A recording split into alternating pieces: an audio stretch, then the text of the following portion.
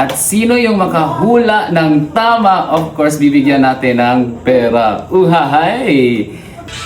Uy! Malapit na ang New Year 2026. So, traditional kong ginagawa kong prosperity bowl. So, gagawin natin to at ito yung mga gagamitin natin. May egg, of course, may ribbon, may rice, may ampaw, at saka yung pongkan.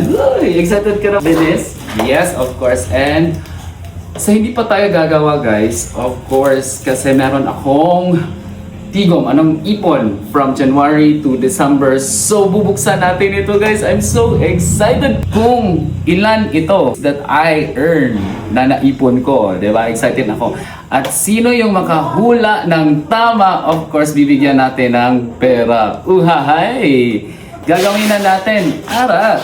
Kailangan natin ng bigas, guys. So, kailangan natin na meron tayong bigas na ilalagay natin sa bowl. Diba? Ganyan. The next na gagawin natin is kailangan natin ng 12 na itlog. 1, 2, 3, 4, 5, 6, 7, 8, 9, 10, 11, 12. Dapat 12 siya. Perfect 12.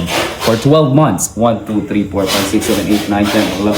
1, 2, 3, 4, 1, 2, 3, 4, 5, 6, 7, 8, 9, 10, 11, 12. At kailangan natin ng paper bills. At may 12 ribbons tayong gagamitin para sa paper bills natin. So, gagawin na natin, guys. So, meron akong pera dito para lalagyan natin sa prosperity balls. So, yung gagawin natin dito, guys, is iikutin muna natin to.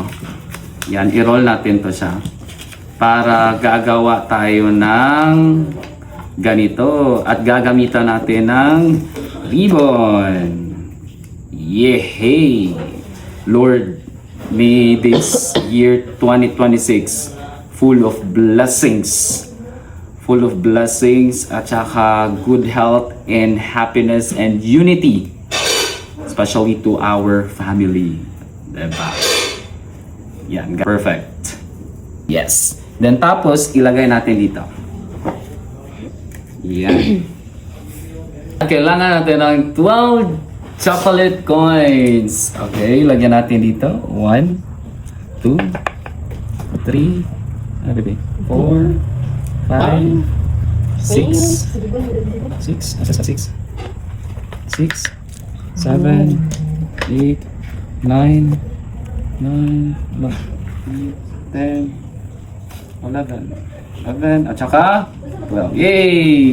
At di natin makakalimutan yung ampaw. Lagay natin dito ampaw.